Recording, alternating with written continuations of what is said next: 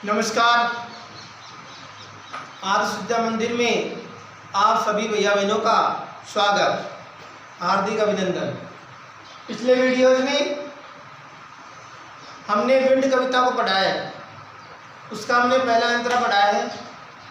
और कवि ये शिकायत करता है कि हवा बहुत ताकतवर है और वह कमज़ोर चीज़ों को झकझोर देती है, नष्ट कर देती है, बर्बाद कर देती है।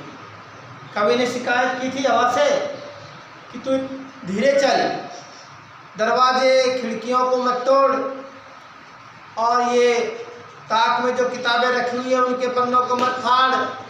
तुमने इन किताबों को भी गिरा दिया है और इनके पन्नों को फाड़ दिया है।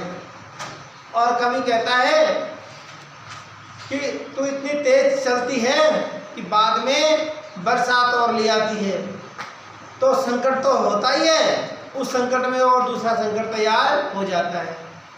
कवि ये शिकायत करता है। कहने का भाव ये है कि कवि आने वाले हमारे जीवन की जो परिस्थितियां हैं, समस्याएं हैं, उन समस्याओं के लिए कहता है कि वो समस्याएं व्यक्ति को जो कमज़ोर चीज़ें होती हैं उनको झकझोर देती हैं, उन्हें नष्ट कर देती हैं।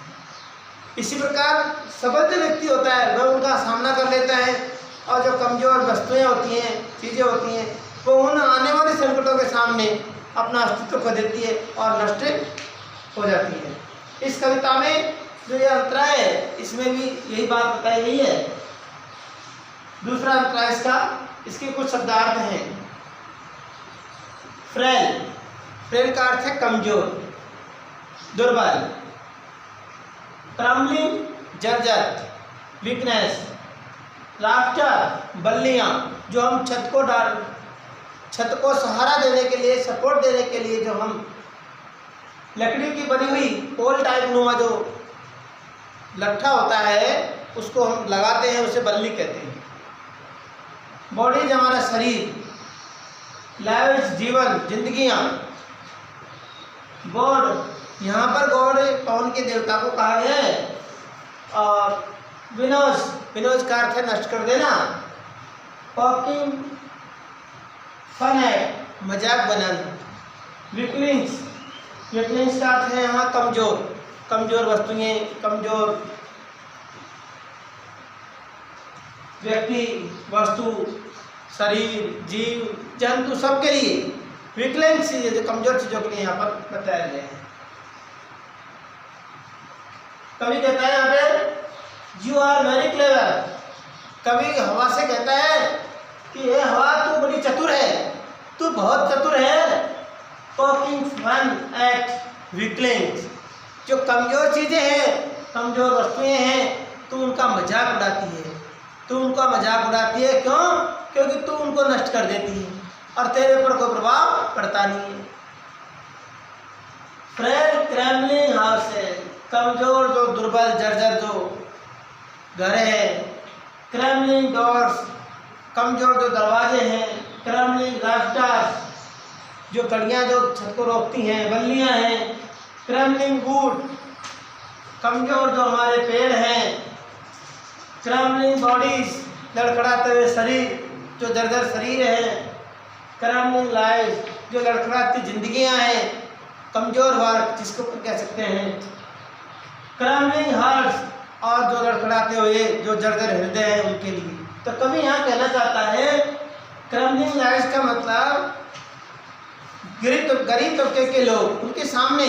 और यहाँ विंड का अर्थ है जीवन के में आने वाली जो समस्याएं हैं, जो संकट है, उसको यहाँ हवा की संज्ञा दी गई है। तो वह उन जीवन को नष्ट कर देते हैं क्योंकि वह उनका सामना नहीं कर सकते। और क्रम्बलिंग हार्ट्स का अर्थ व्यक्ति के मन से है। कमजोर व्यक्ति होता है तो लोग उसका मजाक उड़ाते हैं, उसके हृदय को बार बार तोड़ देते हैं। जबकि सबल व्यक्ति होता है उनके इन चीज़ों का फर्क पड़ता नहीं है। कहने का मतलब यहाँ हमारे जीवन के सामने आने वाली चुनौतियों को यहाँ विंड बताया गया है। और कवि ये बताना चाहता है कि जो सामान्य व्यक्ति होता है, जो उनका सामना नहीं कर सकता समस्याओं का, वह उनके आगे घुटने टेक देता है और बर्बाद हो जाता है। तो कवि ने कहा है कि विंड है जो उनको उड़ा ले जाती है। विंड, गॉड ऑफ विनोज, ने कहा कि जो पवन देवता है वायु का देवता पवन, वह उन्हें विनाश एंड कर्स, वह इन दरवाजे, खिड़कियाँ, पेड़ पौधे, जीव जंतु सामान उन सबको नष्ट कर देती हैं। जब बहुत तेज आंधी और खर्च आता है तो क्या होता है, हमारे पशु पक्षी ये सब बर्बाद नष्ट होते हैं, उन्हें उड़ा ले जाते हैं। He won't do what you tell him। और कवि ये कहता है कि हम जानते हैं इस बात को, हम आपसे कहते हैं कि तू ये काम मत कर, लेकिन तू जरूर करेगी ये काम, क्योंकि He won't do, तू वह नहीं करेगा जो तुमने ये बात कही गई है, तुमसे जो कहा है वो तुम नहीं करोगे निश्चित। तो कवि ने ये कहा है, इसमें से कुछ प्रश्न भी बनाया अपन ने। When does the wind make fun of? तो कवि कहता है कि भाई जो हवा है किन चीज़ों का मजाक उड़ाती है। कवि कहता है the wind makes fun of weak persons। कवि यह कहता है कि हवा है जो कमजोर व्यक्तियों का मजाक उड़ाती है, कमजोर जानवरों का मजाक उड़ाती है, कमजोर वस्तुओं का मजाक उड़ाती है। What does the word crumbling signify? यहाँ पर जो crumbling शब्द दिया गया है वह किसका प्रतीक है, उसका क्या मतलब है? The word crumbling, जो यहाँ crumbling शब्द यूज किया गया है उसका अर्थ है कमजोर, and easily breakable, जिसे आसानी से तोड़ा जा सके। easily breakable, breakable का तोड़ना। things, breakable things, जिन्हें आसानी से, उन वस्तुओं को आसानी से तोड़ा जा सकता है। fall prey to the wind, जो कि हवा की शिकार हो जाती हैं, तेज हवा चलने पर वह नष्ट हो जाती हैं, टूट जाती हैं, क्षत विकसित हो जाती हैं। Name the crumbling things given in the stanza। इस अंतरे के अंदर इस पद में जो जर्जर वस्तुओं के बारे में कवि ने कहा है वे जर्जर वस्तुएं कौन कौन सी हैं। तो कवि ने कहा कि वे जर्जर वस्तुएं हाउसेज हैं, डोर्स हैं, दरवाजे, रैप्टर्स हैं, वुड हैं, बॉडीज हैं, लाइज हैं, हर्ट्स हैं।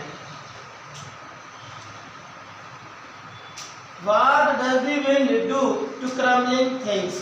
तो कवि कहता है कि जो कमजोर चीजें हैं हवा उनके साथ कैसा व्यवहार करती है। हवा क्या करती है उनका, हवा उनको नष्ट कर देती है। तो कवि कहता है कि wind winnows and curses। कवि कहता है कि हवा जो है crumbling things, जो जर्जर वस्तुएं हैं, जो कमजोर चीजें हैं, उनको हवा नष्ट कर देती है और उनको कुचल देती है, उनको अपने साथ उड़ा करके ले जाती है। कवि ऐसा कहना चाहता है। हमें शब्दार्थों को करना है, स्टेंजा का अर्थ करना है और प्रश्नों का आंसर जो दिखाया गया उसके अनुसार हमें करना है। संबंधित जो आचार्य दीदी आपके संपर्क में जाते हैं, कोई समस्या होती है तो हम उनसे कंसल्ट कर सकते हैं। वर्तमान समय में विद्यालय खुले हुए हैं 9 से 12 तक, हमें विद्यालय जाना चाहिए, नियमित समय पे जाएं, सामाजिक जो गाइडलाइन है उसका हम पालन करें, मास्क का उपयोग करें, सैनिटाइजर यूज करें, बार बार हम हाथ साबुन से धोएं। जब हम स्कूल में जाते हैं हम हमारे पीने के लिए हमारी स्वयं की बोतल लेके जाएं। जो सार्वजनिक टूटियाँ लगी हुई है विद्यालय में उसका उपयोग हमें नहीं करना है। हमें हमारी जगह को भी निश्चित करना है, जो हमारी जगह फिक्स है उस जगह पे हमको जाके बैठना चाहिए। इन सब चीज़ों का जो सरकार की गाइडलाइन है उसका हमें पालन करना चाहिए। और जो इस विपरीत परिस्थिति में जितना हमें विद्यालय में सीखने को मिल सकता है उतना हमें सीखना चाहिए और उन्हें हमारे जीवन में उतारना चाहिए। धन्यवाद।